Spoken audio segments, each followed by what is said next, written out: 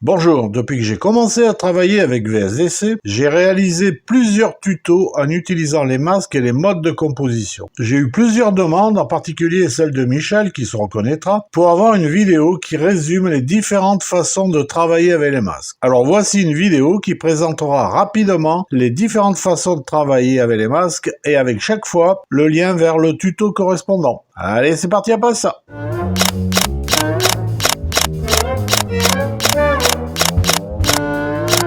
Avec VSDC, l'utilisation des masques est associée à un mode de composition ou si vous préférez à un mode de fusion. Les masques sont des formes géométriques comme une ellipse, un rectangle et parfois une forme libre. On pourra dessiner ces formes directement dans le logiciel, mais il est possible d'utiliser des images avec la forme de votre choix. Dans ce tuto, la forme que je vais utiliser le plus souvent sera l'ellipse. Et il y aura deux chapitres, un pour la version gratuite et un autre pour la version pro. Allez, on commence avec la version gratuite. Alors je vais commencer par la superposition d'une image sur une autre image, mais le principe est le même avec des vidéos, et je vais utiliser un masque qui sera une ellipse. Alors j'insère mes photos, je commence par insérer la photo de ces chevaux, ce paysage avec des chevaux. Ensuite, je vais insérer cette photo avec un bateau, j'ajoute une couche et j'ai mes deux photos. Sur la couche du haut, j'ai la photo du bateau et c'est elle que je vais superposer à l'autre photo. Mais contrairement à ce qu'on pourrait penser, au final, je la mettrai sur la couche de dessous. Mais pour l'instant, je la laisse sur la première ligne pour pouvoir effectuer les réglages. Et je vais redimensionner cette photo de façon à avoir la taille qui m'intéresse. Pour cela, je clique ici à gauche sur un coin de la photo et en même temps, j'appuie sur la touche Maj ou Shift. Et je déplace ma souris pour arriver à la taille qui m'intéresse. Alors j'utilise la touche Shift et je déplace un coin comme ça, je garde les proportions de la photo, c'est-à-dire du 16/9. Maintenant, je double-clique sur la photo des chevaux qui est en dessous et j'insère une ellipse. Durée du parent entier, j'ajoute une couche. Et je dessine mon ellipse autour du bateau. Alors, je ne vois que les pointillés parce que la photo du bateau est sur la piste du haut. L'ellipse est sur la piste des chevaux, donc elle est en dessous, donc je la vois pas. Mais là, j'ai les pointillés qui entourent l'ellipse et ça me permet de la positionner et de la dimensionner autour du bateau. Voilà, là, je remonte un petit peu. Voilà, quand ça c'est fait, je reviens sur la scène 0, je clique sur la photo du bateau qui est celle du dessus, et avec cette flèche, je la descends d'une couche. Ce qui fait que maintenant, elle se retrouve en dessous de la photo des chevaux. Maintenant, je vois mon ellipse qui est blanche, je double-clique sur la photo, et à ellipse, je vais lui changer le mode de composition, et je lui mets destination out. Et je vois que j'ai mon ellipse qui laisse apparaître la photo du bateau qui se trouve sur la couche du dessous. Alors si je veux, je peux un petit peu jouer sur la dimension de l'ellipse pour quelque chose de plus sympa. Je peux aussi, si je veux, revenir sur la photo du bateau, l'agrandir ou la diminuer si je veux la déplacer également, si je la veux plus dans le coin par exemple. Si par exemple je double-clique sur la photo du bateau, je la déplace, voilà. L'ellipse n'est plus centrée, ce n'est pas grave, je viens ici, je clique sur l'ellipse et je la déplace pour la centrer sur le bateau. Voilà. Alors pour plus de détails, je vous invite à voir ou à revoir ma vidéo VSDC superposer une image à une vidéo. Dans ce deuxième exemple, je vais superposer un texte et le rendre transparent pour voir une photo ou une vidéo à travers les lettres. Alors, j'ai créé une deuxième scène, la scène numéro 1, et j'ai inséré la photo des chevaux. Je double-clique sur la photo et j'insère un texte. Je fais texte, j'ajoute une couche, la position de curseur, pas de problème, et je trace mon rectangle. Et je tape mon texte en majuscule, je me casse pas la tête, je l'appelle texte. Je sélectionne, je redimensionne selon l'objet parent, Je le centre au milieu de l'écran avec cette icône et celui-là. Je vais lui mettre la police Arial Black et ici je vais lui mettre la taille de 512. Alors il est bien évident que vous choisissez la police que vous voulez et bien sûr la taille dépend du texte que vous avez rédigé. Mais bon, il faut quand même choisir une police qui permet d'avoir des lettres un petit peu épaisses. Par défaut, la couleur est blanche, j'y touche pas. J'aimerais que mes lettres soient un peu plus hautes. En largeur, tout va bien, mais en hauteur, j'aimerais que ce soit un peu plus haut. Pour cela, j'ajoute un zoom au texte par effet vidéo, transformation et zoom. Durée du parent entier, tac. Et ici, je vais jouer sur l'échelle Y. Je clique sur les 3 points. Je suis en valeur constante, donc je clique sur la dernière keyframe et j'augmente le zoom. Voilà, c'est pas trop mal. Je reviens sous l'image et à mon texte, je change le mode de composition et je lui mets destination in. Et on voit à travers les lettres de mon texte l'image qui est au-dessous. La couleur de l'arrière-plan est noire parce que c'est la couleur de l'arrière-plan du projet. Bien sûr, on peut la changer dans les propriétés du projet. Alors si vous voulez voir d'autres façons de rendre un texte transparent, je vous invite à voir ou à revoir ma vidéo 3 astuces pour créer un texte transparent. Dans ce troisième exemple, je vais sélectionner une zone de la photo, par exemple le bateau, qui va rester net et le reste, c'est-à-dire l'arrière-plan, sera flouté. Alors j'ai créé une nouvelle scène. J'ai inséré la photo de ce bateau et il me faut sur 2 pistes la même photo. Pour cela, je fais un clic droit copier et clic droit coller. Sur la photo de la piste supérieure, je vais ajouter le flou gaussien. Pour cela, je fais effet vidéo, filtre et flou gaussien. Par défaut, le niveau il est à 4. Pour l'instant, je le mets à 15. C'est un peu plus flou. Et maintenant, je vais insérer une ellipse. De la position du curseur, j'insère une couche, pas de problème, je dessine mon ellipse. Bon, je vois pas le bateau qui est dessous. Pour pouvoir le voir, qu'est-ce que je fais? Je prends mon pinceau ici, qui est en solide, et je le mets en transparent. Maintenant, je peux déplacer mon ellipse et surtout la dimensionner autour du bateau. Voilà, je suis pas trop mal. Hein. À pinceau, je lui remets solide. Le crayon, c'est-à-dire ce qui m'a permis d'avoir le contour, je le mets en transparent. Et à ellipse, je lui mets destination out. On voit que c'est tout flou autour de l'ellipse et mon bateau est net. Bien que j'ai mis le pinceau en transparent, ici on voit un contour. Alors, pour éviter à l'exportation, donc à la vidéo finale, qu'on ait ce trait autour de l'ellipse, à tramage, qui est à oui, je vais lui mettre non. Alors sur l'écran de travail, on voit toujours le trait, mais si je fais une prévisualisation, donc on ne voit plus le trait, c'est ce qui correspond à la vidéo finale. Voilà comment flouter l'arrière-plan d'une image ou d'une vidéo avec la version gratuite.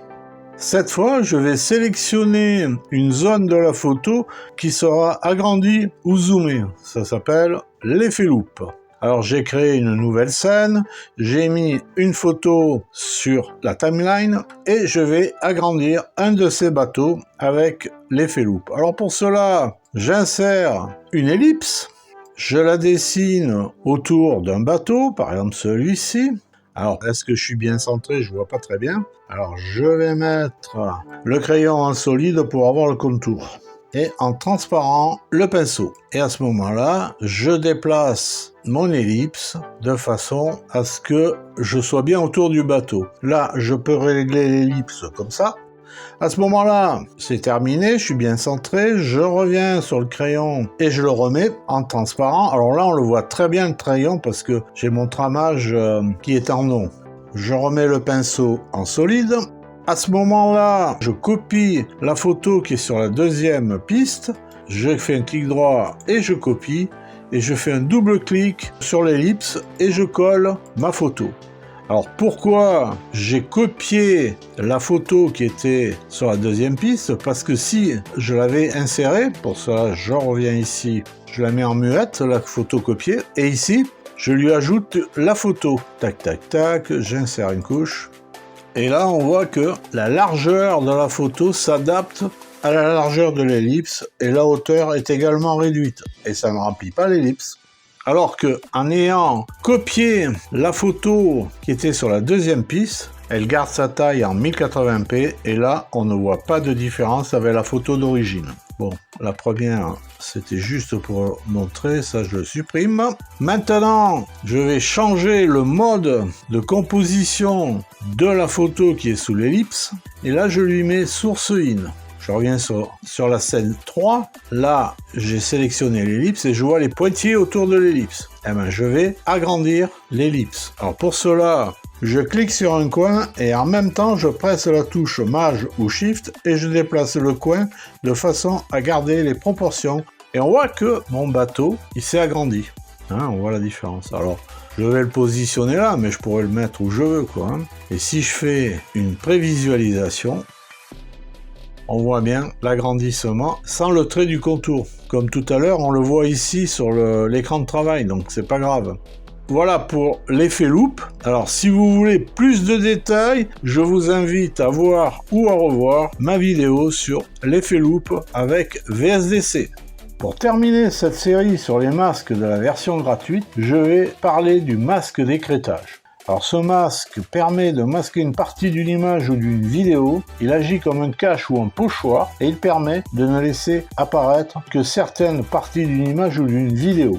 J'ai créé une nouvelle scène et j'ai inséré une photo de cette jeune femme. Alors cette photo est en PNG et donc avec un fond transparent, c'est-à-dire que là on voit l'arrière-plan noir car c'est la partie transparente de la photo qui laisse apparaître la couleur de l'arrière-plan du projet et c'est noir. Donc je vais ajuster la durée de l'image à 1 minute parce que je vais lui insérer une vidéo qui dure 1 minute. Je lui applique à la photo le masque d'écrêtage, c'est-à-dire effet vidéo, transparence et masque d'écrêtage. Il y aurait du part entier, blabla, pas de problème. Je double-clique sur masque d'écrêtage et j'insère ma vidéo. Donc ma vidéo, c'est le coucher du soleil. Je fais OK de la position du curseur et je fais bien. Automatiquement, on voit la vidéo à travers la jeune femme.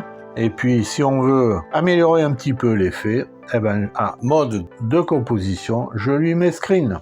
Voilà, le résultat est un peu plus sympa. Là, je vous ai montré l'effet de base du masque d'écrêtage. En visionnant ma vidéo sur VSDC, maîtriser l'art du masque d'écrêtage à un clin d'œil, vous pourrez approfondir cet effet. Pour ce premier exemple avec la version Pro, je vais flouter l'arrière-plan d'une photo. Alors je l'ai déjà fait avec la version gratuite, mais je recommence avec la version Pro parce que c'est plus rapide. Alors j'ai créé une nouvelle scène et cette fois je n'insère qu'une fois la photo, en l'occurrence celle du bateau.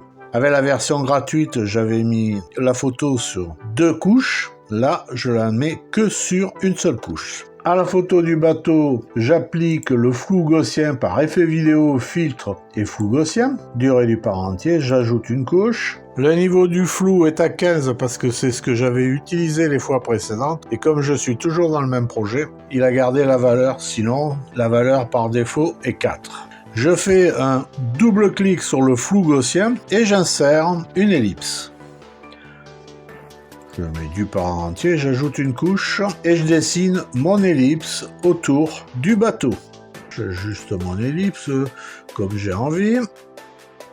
Automatiquement, le mode de composition a été mis sur masque par le logiciel. Et l'arrière-plan est flouté et le bateau est net. À noter également que VSDC a mis automatiquement la couleur de l'ellipse en noir. Quand on utilise le mode masque, il faut que la forme soit en noir. Alors il peut être intéressant de mettre en valeur d'autres zones. Il suffit d'insérer autant d'ellipses ou de formes que l'on veut. Maintenant, je vais réaliser le floutage d'une plaque de voiture. Cela aurait bien sûr pu être un visage. Alors je rappelle qu'on est toujours avec la version Pro. J'ai créé une nouvelle scène et j'ai inséré la photo d'une voiture. En l'occurrence, c'est une Matra. Je vérifie que la voiture est bien sélectionnée. j'ajoute le flou gaussien par effet vidéo, filtre et flou gaussien, durée du parent entier, paf paf, voilà. Le flou gaussien qui est à 15 parce que c'est la dernière valeur qui a été utilisée. Je double-clique sur flou gaussien et j'insère un rectangle. Comme la plaque n'est pas horizontale, j'aurais pu utiliser la forme libre. Mais bon, voilà, je dessine le rectangle, je suis pas trop mal. La plaque est nette, comme dans l'exemple précédent, puisque le logiciel a affecté automatiquement le masque comme mode de composition. Mais moi, ce que je veux, c'est que ça soit la plaque qui soit floutée et la voiture nette. Alors, je vais changer le mode de composition et là, je vais lui mettre masque inversé. La voiture est devenue nette et la plaque est floutée. Alors, comme la plaque n'est pas tout à fait horizontale alors que le rectangle l'est. Alors, pour pouvoir mettre le rectangle vraiment dans le même sens que la plaque, je lui applique une rotation. Pour cela, je fais effet vidéo, transformation et rotation. Durée du parent entier, parfait. Alors là, on voit la rotation, elle est de 30 degrés par défaut, c'est pas un problème. Ce que je fais, je clique sur les 3 points. Alors dans cet espace de travail, on voit que là, on est en valeur constante du paramètre, c'est ce que je veux parce que je vais la mettre dans une position et ça ne changera pas. Je clique sur la dernière keyframe par exemple ou sur le trait et j'augmente. Alors on voit que ça tourne et je vais la mettre, voilà, je suis presque, un peu loin, je suis presque bon. Là, je dirais que je suis un peu allé trop loin. Alors, ici, j'ai 179 et je finis avec ici, voilà, 178 ou 177, c'est pas mal.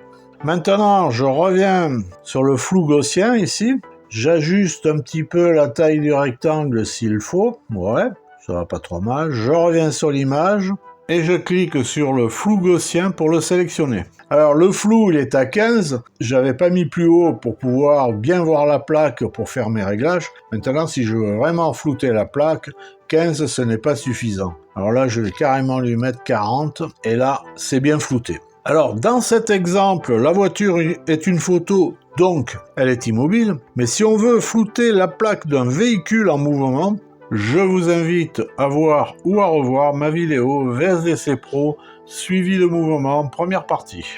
Dans ce dernier exemple, pour la version Pro, j'ai créé une nouvelle scène et j'ai inséré la photo d'un cockpit de bateau. Alors le but va être de remplacer par une photo ou une vidéo tout ce que l'on voit à partir du cockpit, c'est-à-dire le ciel et la mer. Donc je vais rendre cette partie, le ciel et la mer, transparente. Et comme ce n'est pas une forme standard comme un rectangle ou autre, je vais utiliser l'outil forme libre. Alors déjà, pour commencer, comme je vais utiliser une vidéo, je commence par changer la durée de mon image qui va faire 1 minute comme la vidéo que je vais utiliser. Ensuite, j'insère ma vidéo qui sera celle du coucher de soleil. J'insère une couche. Elle est sur la première piste, donc elle masque le cockpit. Je la mets sur la deuxième piste. Maintenant, je double-clique sur la photo du cockpit du bateau.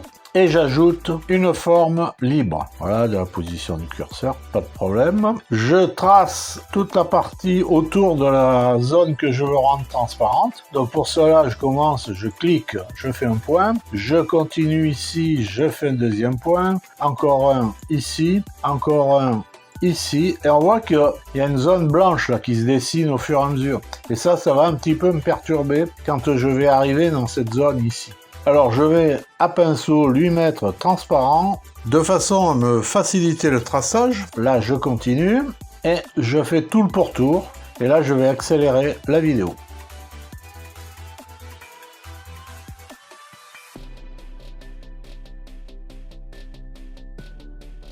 Voilà, le traçage de la forme libre est terminé. J'ai quelques petits défauts que je corrige comme ça, hop. Je fais tout ça en accéléré.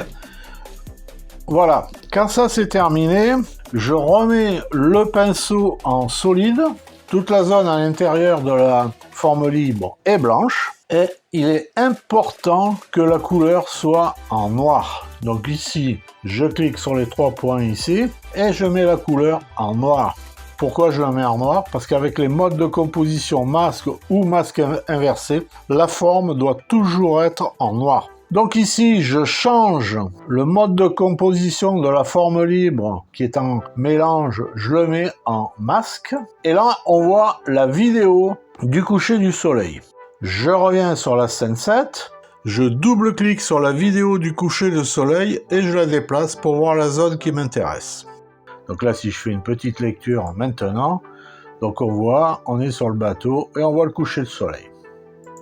Alors ici, là, par là, on voit encore la mer. Alors si on veut être perfectionniste, il suffit d'insérer d'autres formes libres, d'appliquer la couleur noire, de mettre le mode de composition masque, et en ce moment-là, on ne verra plus la mer, mais la vidéo du coucher du soleil. Alors si vous désirez avoir plus d'infos sur l'utilisation de la forme libre et des modes de composition masque et masque inversé, je vous invite à voir ou à revoir ma vidéo Détourer un objet avec VSDC Pro.